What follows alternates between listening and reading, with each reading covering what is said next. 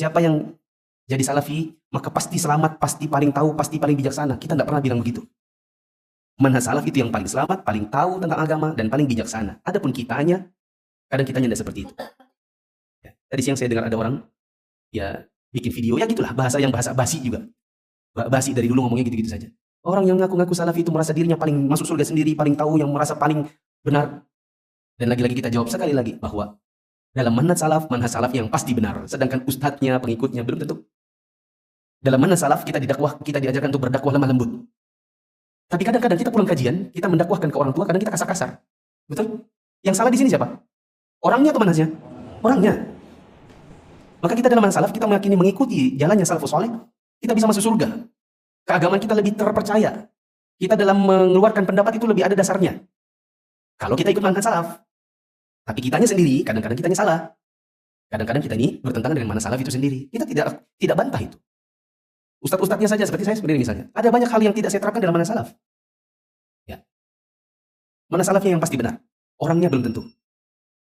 Syekhul Islam Ibnu Taimiyah mengatakan, para ahli bid'ah telah berdusta atas nama manhaj salaf. Mereka menyesatkan orang dengan membenarkan manhaj khalaf, dan mereka telah mengumpulkan antara kebodohan terhadap manhaj salaf karena mendustakan salaf, dengan kebodohan dan kesesatan karena membenarkan manhaj khalaf. Ini kata Ibnu Taimiyah. Atau kalau kita di bahasa zaman sekarang, orang-orang yang tidak paham manhaj salaf, kadang mereka memfitnah manhaj salaf itu sendiri. Ya, dengan membawakan hal-hal yang menurut versi mereka tidak sesuai dengan yang diyakini dalam manhaj salaf. Seperti kalimat tadi itu. Orang-orang yang ikut kajian-kajian salaf, kajian-kajian sunnah, itu merasa dirinya sunnah sendiri, dia aja yang masuk surga, sedangkan yang lain pasti masuk neraka. Ini kalimat dusta. Saya tegaskan. Kita ikut manhaj salaf, berharap masuk surga. Apakah pasti masuk surga? Tidak. Berapa banyak orang yang manhaj salaf, kemudian Allah cabut hidayah dari dirinya di akhir hayatnya, mati dalam keadaan bid'ah. Dan berapa banyak orang yang hari-harinya mengerjakan bid'ah, ternyata Allah berikan hidayahnya di masa akhir hidupnya. Ternyata dia mulai mengenal sunnah dan akhirnya menjalankan sunnah. Akhirnya, orang yang sehari-hari mengerjakan sunnah bisa masuk neraka, dan orang yang sehari-harinya mengerjakan kita bisa saja masuk surga. Tergantung bagaimana amalan akhirnya. Ada yang dikasih hidayah sunnah, kemudian Allah cabut. Ada orang yang Allah takdirkan jadi ahli bid'ah, kemudian Allah kasih petunjuk sunnah. Ada perkataan menarik dari seorang Wahabi yang namanya Mufli Sapitra. Ini dia itu mengatakan, jadi atas respon ya, kita kan sering mendengar tuduhan kepada Wahabi itu diantaranya orang kalau sudah masuk Wahabi itu selalu merasa paling benar sendiri. Nah, jadi masuk Wahabi itu sudah merasa surga itu milik mereka saja, tidak milik yang lain. Kemudian Mufli Sapitra mengatakan, oh tidak demikian, begitu. Manhaj salafnya ini dia pasti paling selamat. Jadi perkataannya begini, manhaj salaf pasti paling selamat, paling tahu tentang agama dan paling bijaksana. Tapi kitanya begitu, penganut salafnya belum tentu. Maksud saya apa? Yang dimaksud sama dia itu salafinya begitu ya, atau wahabinya itu belum tentu. Belum tentu begitu. Jadi secara jalan ini sudah siratal mustaqim. Cuman orang yang berjalan di situ pun tidak semua mengikuti manhaj salaf. Terus dia ngasih contoh yang namanya manhaj salaf, yang saya bilangnya bukan manhaj salaf ya, saya bilangnya Wahabi itu. Yang mana Wahabi itu mengatakan tidak boleh berkata-kata kasar dan menggibah orang, tapi kalau misalkan orang salafi ya pulang ke rumah tetap aja kadang-kadang itu berkata kasar, kadang-kadang pula ngomongin orang begitu.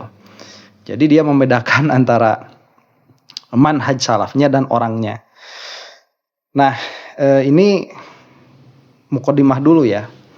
Sebetulnya kenapa nggak pede ya nyebut kalau salafi itu pasti masuk surga begitu, kalau wahabi itu pasti masuk surga? Kenapa nggak pede? Ini nanti memang di akhir dia akan mengatakan begini,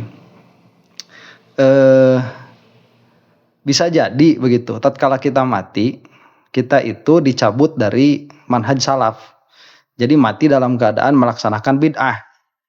Ya mungkin dalam pikiran saya itu lagi dipaksa sama tetangga buat tahlilan, lagi tahlilan tiba-tiba rumahnya runtuh begitu ya, kemudian mati di situ. Jadi mati dalam keadaan ahlul bid'ah, akhirnya neraka begitu. Ya mungkin seperti itu yang dimaksud. Ini apa ya? Menunjukkan apa-apa yang ada di dalam pikirannya. Mufli Sapitra ya, Muflis Sapitra ini tidak memahami konsep beragama yang membedakan antara usul dan furu'. Maksud saya begini, tidak ada masalah sebetulnya tatkala suatu kelompok mengatakan bahwa saya ini benar dan semua yang sekelompok dengan saya ini benar, yang berbeda dengan saya itu neraka semua, begitu. Itu nggak ada masalah sebetulnya, karena itu yang diambil, yang diyakini oleh umat Islam. Ya, Islam itu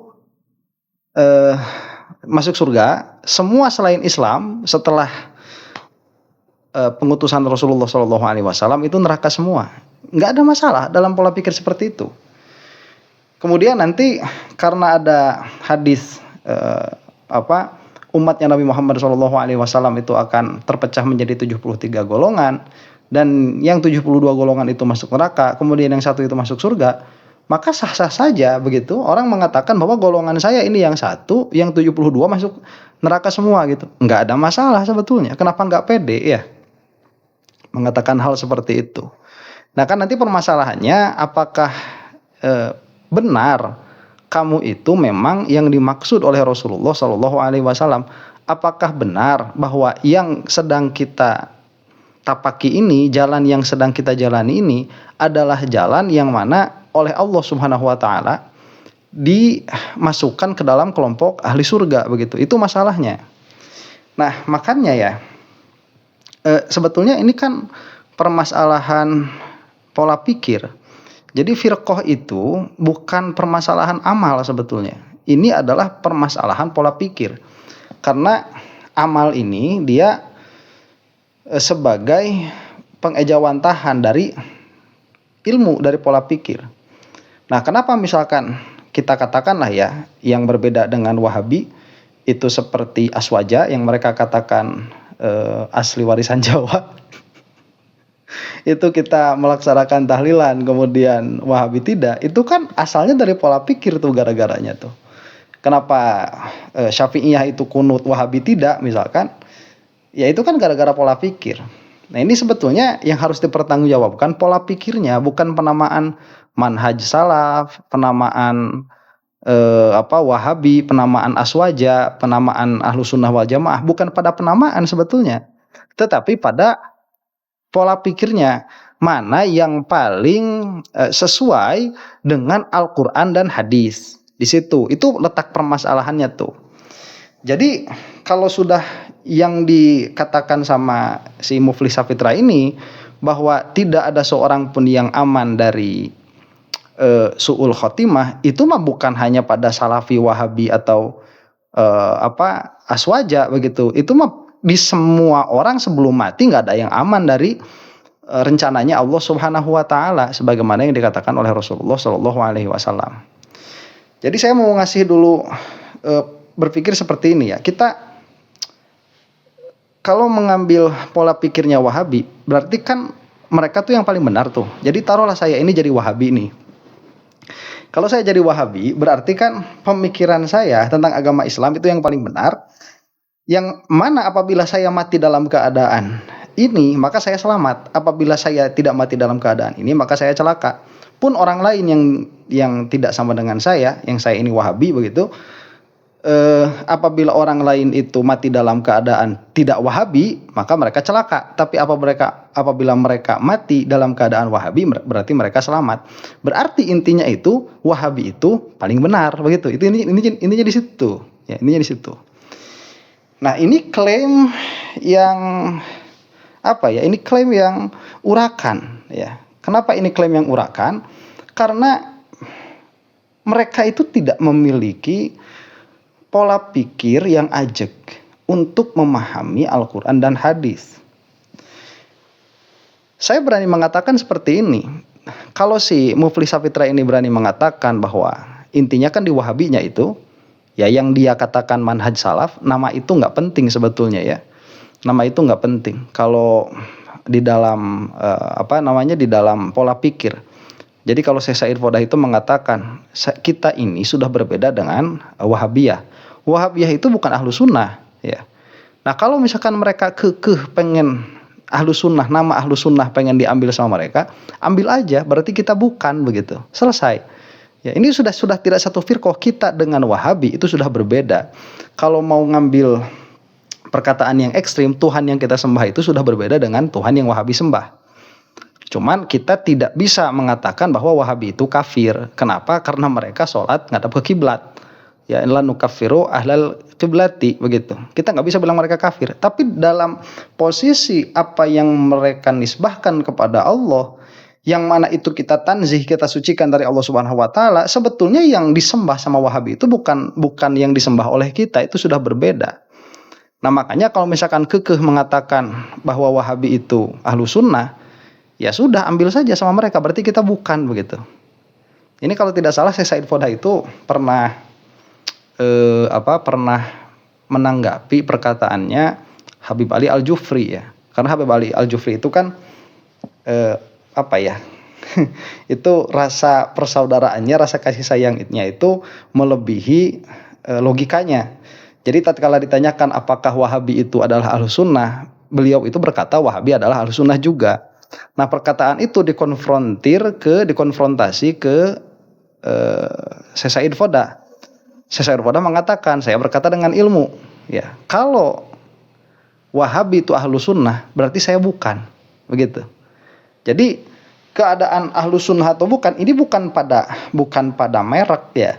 Cuman gara-gara ini dinamai salaf, apakah dia jadi salaf? Enggak juga, begitu. Nah, makanya salaf ini kan sebetulnya nama bagi orang-orang yang telah lalu, ya.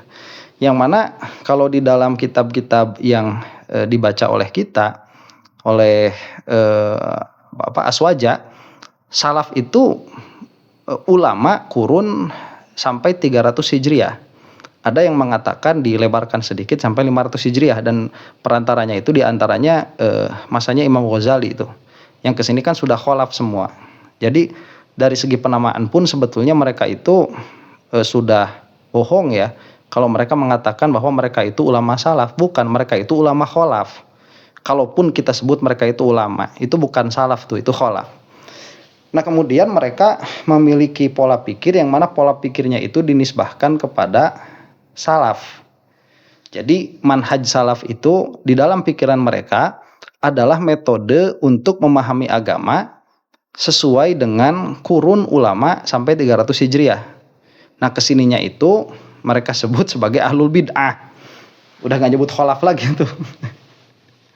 Kalau kita kan tidak, ada salaf, ada kholaf, yang mana perbedaan antara salaf dan kholaf ini memang ada perbedaan di dalam beberapa natijah, terutama di dalam usuluddin, tapi tidak bertentangan, hanya perlengkapan, begitu.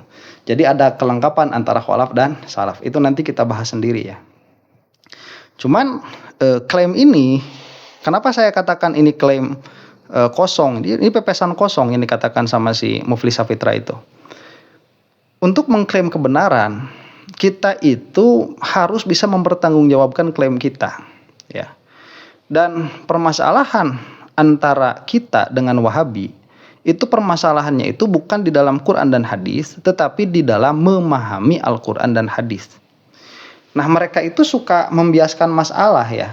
Jadi seolah-olah mereka itu mengatakan kita ini lari dari Al-Quran dan hadis. Jadi jargonnya itu kita kembali kepada Al-Quran dan hadis, memberi stigma kepada pengikut mereka yang bodoh-bodoh, yang awam-awam itu, bahwa kita yang bukan berfahaman Wahabiyah itu tidak mengikuti Al-Quran dan hadis, tapi sudah menjadikan ulama sebagai panutan, ya. Jadi yang sudah menjadikan ulama itu sebagai Tuhan-Tuhannya, begitu. Nah, ini dari mana saya harus memulainya, ya? Ini pepesan kosong, dalam pengertian permasalahannya itu bukan pada Al-Quran dan hadisnya, tetapi dalam memahaminya. Nah, sebetulnya permasalahan ini bisa selesai tatkala ada diskusi, ya. Nah, cuman kan si Wahabi masih dari awal mereka udah nggak mau debat tuh, sedari awal mereka udah nggak mau debat. Alasannya itu macam-macam, ya. Dikasih hadis nanti, barang siapa yang menjauhi perdebatan maka akan dibangunkan istana di surga, dan lain sebagainya. Nah, padahal kan itu perdebatan bukan pada masalah mencari kebenaran tuh yang dilarang ya, tapi perdebatan di dalam masalah memperebutkan hak yang masih khilaf misalkan dan lain sebagainya. Jadi yang mau saya tekankan supaya kita ini bisa bersih dalam melihat permasalahan ini, kita harus melihat apakah Wahabi ini memiliki usul berpikir yang ajak atau tidak.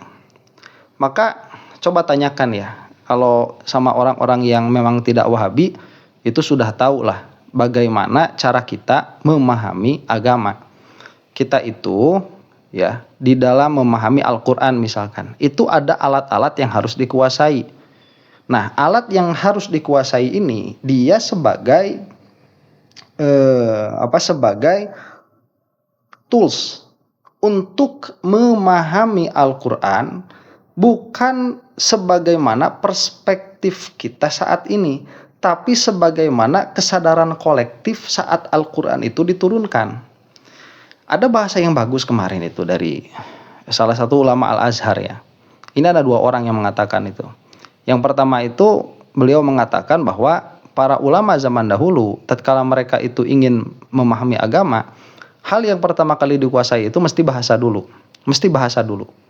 Bayangkan ya, ini ulama-ulama yang memang tinggal di Arab, tapi yang pertama kali dipelajari bahasa dulu. Karena memang ada gap antara bahasa yang populer sekarang dengan bahasa di saat Al-Quran itu diturunkan. Nah, ulama yang kedua itu mengatakan bahwa kenapa bahasa dulu ini yang dipelajari? Karena bahasa ini adalah kesadaran komunal. Ya, kesadaran komunal dalam pengertian Al-Quran itu, lafaz-lafaz yang ada di dalam Al-Quran itu diturunkan di dalam bahasa Arab 1400 tahun yang lalu, ini baru bisa difahami oleh komunitas Arab saat itu. Terkhusus begitu ya, oleh komunitas Arab saat itu. Apabila kita sekarang mendengar Al-Quran dan hadis tanpa kita itu memiliki, dalam bahasa saya itu fasohah, itu sebagaimana dalam bahasanya ahli balaghah, kita tidak memiliki kefasihan itu, kita tidak memiliki bahasa itu, maka kita mau memahami Al-Quran dengan apa? Nah, akhirnya pemahaman kita ini akan berbeda dengan pemahaman para sahabat yang mana mereka itu adalah salaf. Maka dari itulah kita belajar dulu nih dari cara tarkibnya. Makanya kenapa di dalam ilmu nahwu misalkan, yang paling dasar dulu kita belajar jurumiyah, kemudian kita naik ke imriti, kemudian kita naik ke alfiyah, kemudian naik ke kafiyah, kemudian naik ke kitabus sibaweh. Kenapa itu dipelajari? Untuk mengakses kesadaran komunal saat itu. Makanya sebelum si Wahabi datang, yang disebut salafiyin itu, kita salafiyun itu kalau di dalam bahasa Inggrisnya kan ortodoks tuh. Ya ortodoksi itu kita ya, yang berusaha memahami Al-Quran sebagaimana Al-Quran itu diturunkan. Makanya harus ada alat-alatnya. Nah, kemudian setelah kita memahami bahasanya, kita pun harus memiliki alat untuk mengekstraksi apa yang difahami di dalam Al-Quran dan hadis. Karena ternyata ya setelah kita memahami apa yang ada di dalam Al-Quran dan hadis, secara zahir ini banyak yang tanakud, banyak yang bertentangan. Yang mana itu mustahil, karena kalau bertentangan dari awal para sahabat itu sudah tidak akan beriman begitu. Berarti ada cara bagaimana para sahabat ini memahami Al-Quran dan hadis. Nah, cara bagaimana para sahabat ini memahami Al-Quran dan hadis itu baru dikeluarkan oleh Al-Imam Asy-Syafi'i. Karena cara memahami Quran dan hadis itu sudah embedded, sudah tertanam di dalam pikirannya para sahabat. Makanya kita mengatakan para sahabat itu semuanya mujtahid. Nah, kemudian para sahabat ini kan mengajar para tabi'in tuh. Nah, pengajaran para tabi'in itu belajar cara berpikirnya sahabat, bukan dengan cara mempelajari usul fikih, tapi dengan cara mulazamah, sehingga terbentuklah ulfun, terbentuklah malakah di dalam dirinya para tabi'in memahami Al-Quran dan hadis, mendekati para sahabat, mendalami Al-Quran dan hadis. Terus kemudian kepada itba'ut tabi'in, sampai kemudian keluarlah al-Imam Asy-Syafi'i yang terkenal pertama kali mengeluarkan ilmu usul fiqih. Nah, ilmu usul fiqih ini adalah konsep berpikirnya para salaf di dalam memahami nas-nas Al-Quran. Maka keluarlah kitab usul fikih. Maka di kita itu belajar yang namanya usul fikih. Kalau dari yang paling awal misalkan seperti Waraqat, kemudian dengan syarahnya, kemudian dengan hasyiahnya, kemudian ada nanti kitab Al-Luma' yang lebih tinggi sedikit, kemudian ada Jam'ul Jawami', kemudian ada Al-Mustasfa dan lain sebagainya. Di dalam usul fikih Syafruddin Ar-Razi pun memiliki. Nah, ini kan dipelajari sehingga waktu kita kan terbatas ya. Pada akhirnya kita itu sibuk mempelajari itu, yang mana hampir-hampir kita itu tidak memiliki waktu untuk langsung menekuni Al-Quran dan hadis. Makanya kalau misalkan kita lihat si salafi itu kan selalu mengatakan begini, oh ini ustadz perkataannya enak banget begitu, sedari awal sampai akhir nggak ada qala Allah, nggak ada qala Rasulullah. Ya memang karena kadang-kadang ya usia dakwah, usia terjun dakwah di masyarakat kita itu biasanya umur 30-an ya. Biasanya itu. Kenapa usia sekian saya juga nggak tahu. Padahal sebetulnya belum layak itu umur segitu buat dakwah itu. Biasanya umur 30-an. Bayangin ya, Salafi Wahabi itu mereka nggak sibuk belajar alfiyah, mereka itu nggak sibuk belajar jurumiyah, mereka nggak sibuk belajar usul fikih, mereka nggak sibuk belajar mantik. Dari mulai masuk langsung belajar Quran hadis, Quran hadis, Quran hadis. Kita nih yang di salaf, masya Allah, mau masuk ke mantik saja. Ini di mantik nih, di pola berpikir secara umum begitu ya. Kita punya Munawwarah, kemudian kita punya Isa Guji, kemudian kita punya Khobisi, kemudian kita punya Syamsiyah. Itu kalau mau sampai detail, belum lagi kitab-kitab Imam Ghazali ya, mau sampai Syamsiyah, ini butuh waktu 6 atau 7 tahun. Ya, untuk mendalami begitu. Ini baru mantiknya saja, belum yang tadi saya katakan nahwunya, belum usul fikihnya, belum fikihnya, belum balaghahnya begitu. Ini banyak sekali yang harus dipelajari. Nah, sehingga orang-orang awam itu kan dengar langsung dari Wahabi gitu kan, langsung bilangnya Quran sunnah, Quran sunnah, Quran sunnah. Ini adalah manhaj salaf. Allah punya wajah karena Al-Quran mengatakan demikian, Allah punya tangan karena Al-Quran mengatakan demikian. Kemudian menukil perkataan para ulama salaf yang mana mereka itu pun memang perkataan zohirnya seperti itu. Ya. Masalahnya bukan pada perkataan zohirnya, tetapi di dalam cara memahaminya. Jadi akhirnya Salafi Wahabi ini menjadi Salafi palsu, menjadi salaf palsu. Kenapa? Karena mereka itu mengakses Al-Quran, mengakses hadis tanpa alat-alat untuk memahami Al-Quran dan hadis sebagaimana diturunkannya pada saat Al-Quran itu turun, pada saat hadis itu diucapkan oleh Rasulullah SAW. Nah, kita ini kadang-kadang mati. Mati dalam keadaan belum sampai kepada Quran dan hadisnya. Nah, makanya di dalam tradisi pesantren itu ada kadar mencukupi begitu ya, seperti di dalam tauhid, di dalam akidah kita punya tijan misalkan. Sudah, karena intinya nanti semua yang dipelajari itu intinya ya pada sifat 20 ini. Maka sifat 20 ini yakini oleh kamu, i'tiqadi oleh kamu, ini dalil jumalinya, pahami oleh kamu, sudah cukup sampai di situ. Kalau kamu mau jadi pegawai pabrik, kalau kamu mau hidupnya normal-normal aja. Ya, kalau kamu mau jadi kiai, mau pegang pondok, mau pemahamanmu itu mendalam, maka pelajari dulu ini. Ada silabusnya tuh, banyak begitu. Nah, kemudian di dalam hal fikih misalkan dicukupkan oleh oleh Safinah saja begitu ya. Kemudian nanti ada syarahnya di Kasyifatu saja. Itu sudah cukup untuk fardu ain. Kesananya tinggal nanya sama ulama-ulama, sama kiai-kiai yang mana mereka itu kehidupan sehari-harinya memang bergelut di dalam bidang agama. Nah, jadi ya ini delusinya Wahabi nih. Tatkala mereka itu dekat dengan Quran, dekat dengan hadis, mereka itu yang dipelajarinya itu terus, sedangkan kita yang dipelajarinya itu kitab nahwu, kitab shorof, kitab usul fikih, kitab balaghah, kemudian terjun kepada masyarakat, ya jelas masyarakat akan memilih yang Quran hadis itu. Ya, karena mereka akan melihat ini perkataannya dari awal qala Allah, qala Rasulullah, qala Allah, qala Rasulullah. Ya ini yang dikatakan apa? Berkata Syekh Nawawi, berkata Imam Ghazali. Ya kalah lah begitu.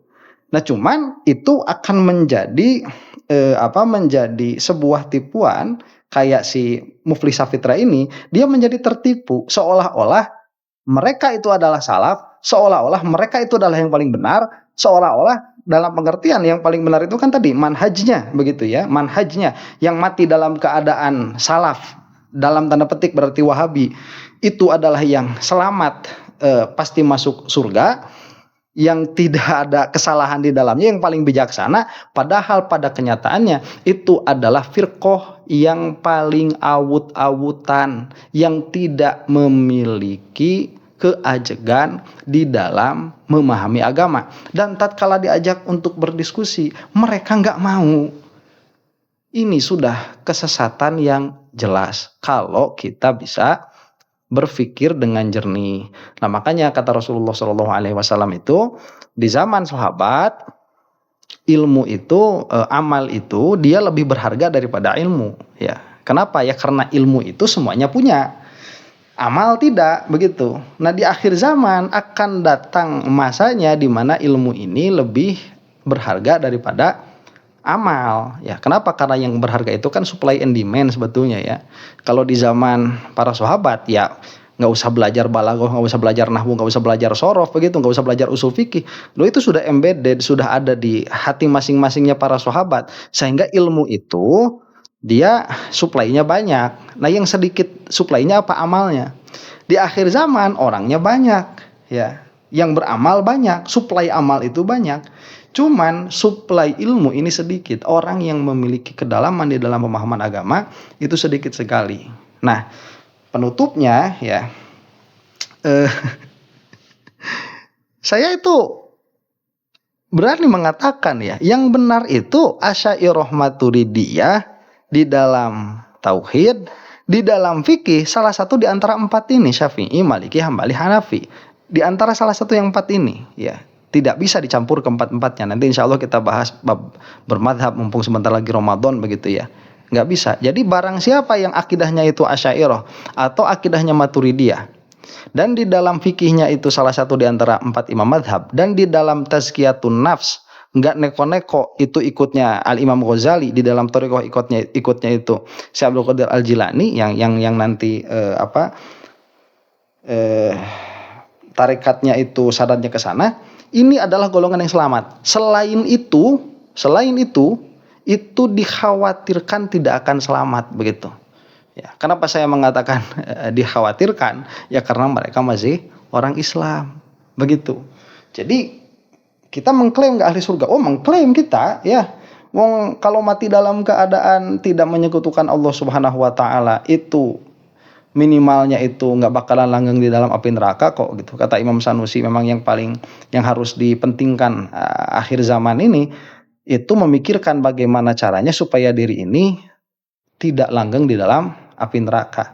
Ya, di akhir zaman ini mati dalam keadaan membawa iman yang murni, yang benar begitu, itu mungkin sudah khariqun lil adah, sudah sulit sekali. Nanti insya Allah itu juga akan kita bahas karena ada perkataan Sinidol yang mengatakan bahwa Asy'ariyah Maturidiyah sekarang itu sudah minoritas begitu. Itu betul atau tidak ya nanti insya Allah kita bahas begitu ya. Mudah-mudahan video ini ada manfaatnya. Wallahu ta'ala a'lam bissawab.